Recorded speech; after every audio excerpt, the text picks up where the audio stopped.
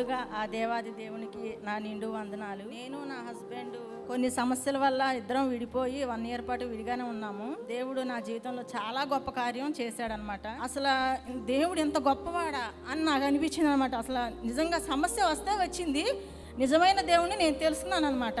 అయితే mummy daddy ఎంతగానో ప్రార్థించారు వాళ్ళు. నిజంగా మమ్మీ డాడీ ప్రార్థన వల్ల దేవుడు ఎడారి లాంటి నా జీవితాన్ని ఒక కార అరణ్యం లాంటి జీవితానికి దేవుడు మార్గాలు వేశాడనమాట.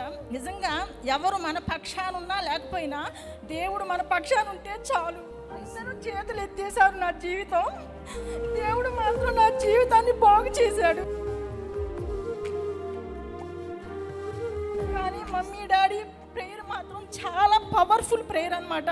తన భర్త తను డివైడ్ అయి ఉంటున్నారు. అంటే చిన్న డిస్టర్బెన్స్ వచ్చి భర్త నుంచి తను డివైడ్ అయ్యి తల్లిదండ్రుల దగ్గరకు రావడం జరిగింది. భయంకరమైన సమస్య అన్నమాట. ఆ కుటుంబం కట్టబడదు, ఇక భార్య భర్తలు ఐక్యపరచబడరు, సమాధాన పరచబడరు అని అందరూ అనుకున్నారు. ఒకటే చెప్పాం, ఏం కాదు, దేవుడు నీ కుటుంబాన్ని కడతాడు, నువ్వు ధైర్యంగా ఉండు అని చెప్పి ప్రార్థించడం జరిగింది. మరి దేవుడు ఎంత అద్భుత కార్యం చేశారంటే అప్పుడే చెబుతున్నారు కదా, దేవుడు నా కుటుంబాన్ని తిరిగి కట్టాడని వారు సాక్ష్యం ఇస్తున్నారు.